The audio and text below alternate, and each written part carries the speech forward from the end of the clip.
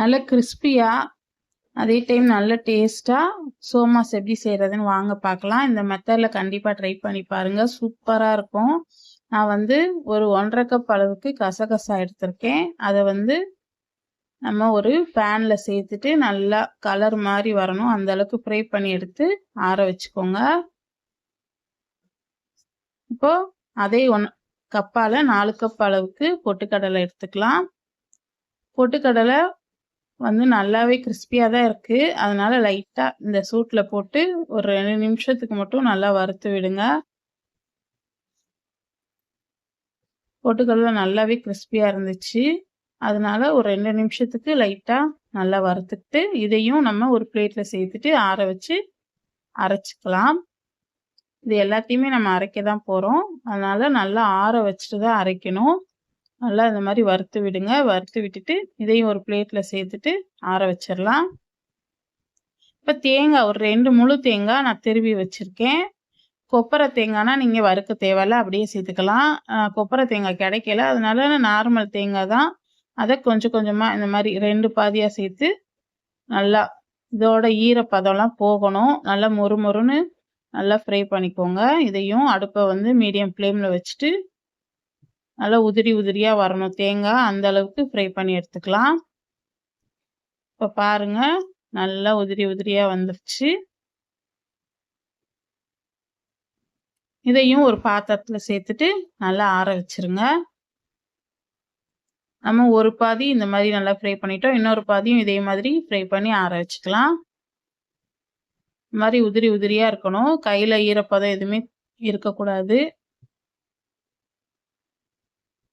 இப்போ அதே பேனில் ஒரு டீஸ்பூன் அளவுக்கு மட்டும் நெய் சேர்த்துக்கோங்க. ஒரு 100 கிராம் முந்திரியை நான் வந்து குட்டி குட்டி பீஸாக கட் பண்ணி வச்சுருக்கேன்.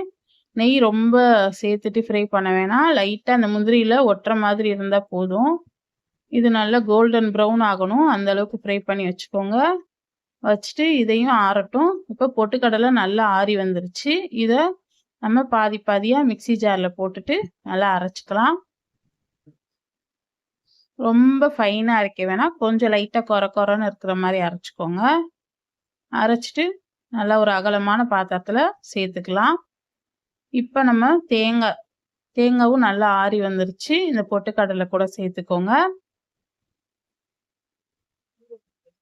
இப்போ கசகசா நம்ம சேர்த்துக்கலாம். கசகசா வந்து நல்லா ஆறி இருக்கணும், அதை வந்து ஒரு மிக்சி ஜாரில் சேர்த்துட்டு இதையும் நல்லா அரைச்சிக்கோங்க. இந்த கசகசா சேர்க்கறதுனால நல்ல வாசனையாக இருக்கும், டேஸ்ட்டும் சூப்பராக இருக்கும். இந்த பூரணம் நம்ம செஞ்சு வச்சுட்டு ஒரு 2 மாதம் 3 மாதம் வரைக்கும் கூட ஃப்ரீசரில் வச்சு ஸ்டோர் பண்ணி அப்பப்போ நம்ம மாவு பிசைஞ்சு சோமா செஞ்சுக்கலாம். இப்போ நம்ம எந்த அளவுக்கு பொட்டுக்கடலை எடுத்தோமோ அதே அளவுக்கு சர்க்கரை, நான் 4 கப் பொட்டுக்கடலை எடுத்திருந்தேன், 4 கப் சர்க்கரை கூட கொஞ்சம் ஏலக்காய், ஒரு 10 கிராம் அளவுக்கு ஏலக்காய் சேர்த்து அரைச்சிக்கோங்க. நான் ரெண்டு பாதியாக சேர்த்து மிக்சி ஜாரில் சேர்த்து அரைச்சிக்கிறேன். சர்க்கரையை 2 கப்பு, அதுக்கப்புறம் 2 கப்பு சேர்த்து அரைச்சிருக்கேன். அதையும் சேர்த்துட்டு நல்லா கொஞ்சம் கலந்து விடுங்க கரண்டி வச்சு.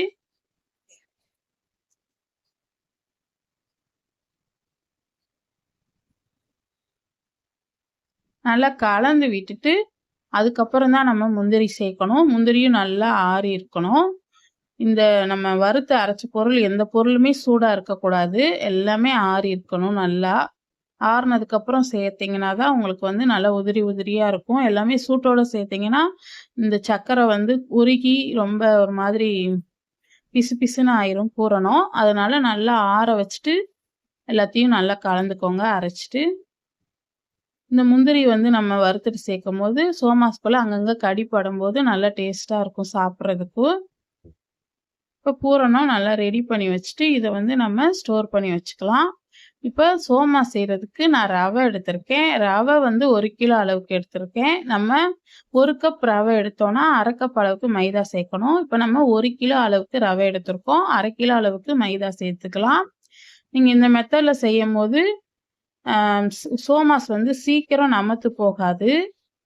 நம்ம வெறும் மைதா மட்டுமே யூஸ் பண்ணால் கொஞ்சம் நமத்து போக வாய்ப்பு இருக்குது. அதனால நீங்கள் ரவை போட்டு செஞ்சு பாருங்கள், ரொம்ப சூப்பராக நல்லா கிறிஸ்பியாக இருக்கும். இப்போ அதில் வந்து 1 டேபிள் ஸ்பூன் அளவுக்கு நான் உப்பு சேர்த்துருக்கேன். சேர்த்துட்டு நல்லா கலந்து விட்டுட்டு ஒரு 4லேருந்து 5 டேபிள் ஸ்பூன் அளவுக்கு நெய் சேர்த்துக்கோங்க.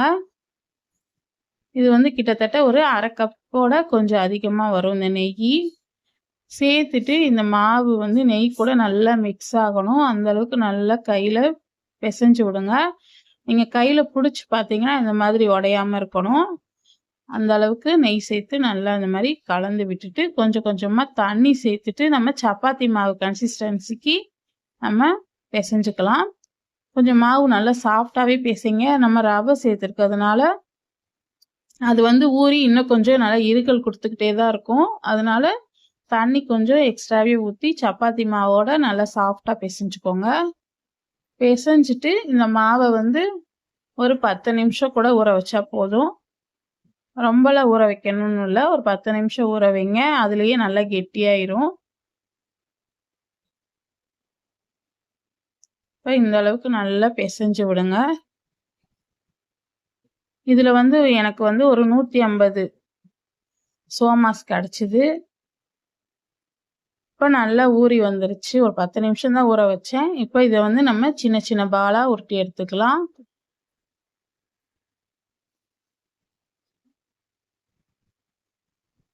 எல்லா மாவையும் இதே மாதிரி தான் நம்ம உருட்டி எடுத்துக்க போகிறோம்.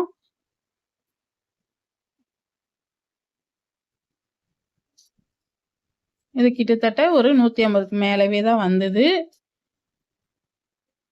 இப்போ நம்ம திரட்டிக்கலாம். இதுக்கு மாவு நம்ம எதுவுமே போட்டு திரட்ட வேணாம். நீங்கள் வெறுமனே அப்படியே திரட்டினீங்கனாலே உங்களுக்கு அழகா இந்த மாதிரி ஒட்டாமல் சூப்பராக வரும். நல்லா லேசாக இந்த மாதிரி திரட்டுங்க. உங்களால் எவ்வளோ முடியுமோ அந்த அளவுக்கு லேசாக திரட்டுங்க. இந்த மாதிரி ஒரு 10 10 திரட்டி வச்சுட்டு நம்ம பூரணம் வச்சுட்டு சீல் பண்ணி அப்படியே எண்ணெயில் போட்டு பொரிக்கணும். பாருங்க எவ்வளோ மெலிசா தேய்ச்சிருக்கேன்னு. அந்த மாதிரி தேய்ச்சிக்கோங்க.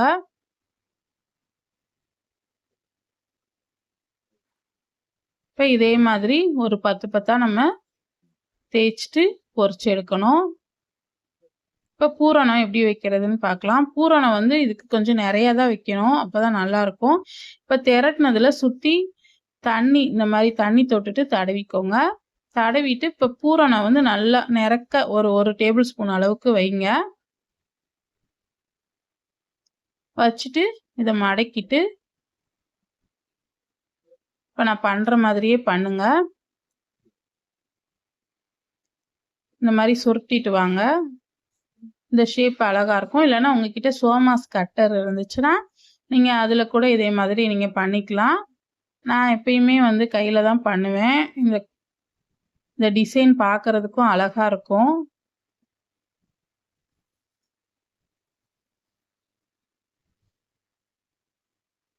பாருங்க எவ்வளோ சூப்பராக இருக்குன்னு.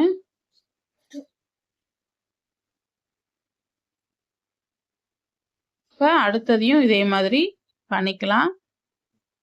நீங்கள் மொத்தமாக தேய்ச்சி பண்ணிங்கன்னா வந்து மாவு காஞ்சு போயிடும் சீக்கிரம். அதனால் ஒரு 10 10 தனியாக செய்கிறதா இருந்தால் ஒரு 10 10 இந்த மாதிரி செஞ்சு கொடுங்க. வீட்டில் எல்லோரும் சேர்ந்து செய்கிறதா இருந்தால் யாராவது ஹெல்ப்புக்கு இருந்தாங்கன்னா செஞ்சு இந்த மாதிரி யாராவது செஞ்சு கொடுத்தாங்கன்னா எண்ணெயில் போட்டு எடுக்க கரெக்டாக இருக்கும். உடனே செஞ்சிடலாம்.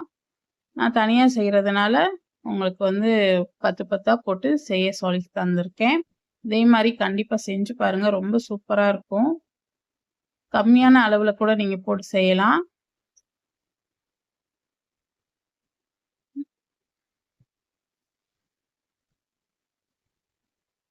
இப்போ இதே மாதிரி நம்ம எல்லாத்தையும் ரெடி பண்ணி வச்சுட்டு எண்ணெயில் போட்டு பொரிச்சு எடுக்க வேண்டியது தான்.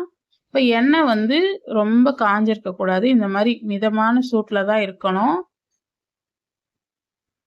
கை வச்சா கொஞ்சம் கை பொறுக்கிற சூட்டில் இருக்கணும்.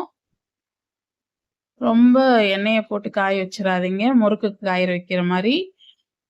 இப்போ திருப்பி போட்டுக்கலாம். இப்போ சோமாஸ் வந்து சேர்த்துட்டு ஒரு 5 நிமிஷம் கழிச்சு நீங்கள் திருப்பி போடுங்க.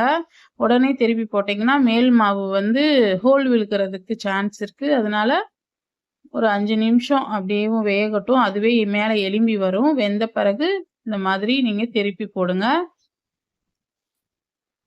இது நல்லா செவக்க வரணும். அடுப்பை வந்து மீடியம் ஃப்ளேமில் வச்சுட்டு தான் சோமாஸ் பொரிக்கணும். முக்கியமாக ஃபுல் ஃப்ளேமில் வைக்காதீங்க. ஃபுல் ஃப்ளேமில் வச்சிங்கன்னா சீக்கிரம் கலர் வந்துடும், உள்ளேலாம் வேகாமல் இருக்கும். அதனால மீடியம் ஃப்ளேமில் வச்சுட்டு இந்த மாதிரி பொரிச்சு எடுத்துக்கோங்க. இந்த தீபாவளிக்கு கண்டிப்பாக செஞ்சு பாருங்கள், ரொம்ப சூப்பராக இருக்கும். இந்த ரெசிபி உங்களுக்கு பிடிச்சிருந்தா உங்கள் ஃப்ரெண்ட்ஸ் அண்ட் ஃபேமிலிக்கு ஷேர் பண்ணுங்கள். மறக்காமல் நம்ம சேனலை சப்ஸ்கிரைப் பண்ணிக்கோங்க. இன்ஸ்டாவில் ஃபாலோ பண்ணிக்கோங்க. ஃபேஸ்புக்லேயும் ஃபாலோ பண்ணிக்கோங்க. தேங்க்யூ.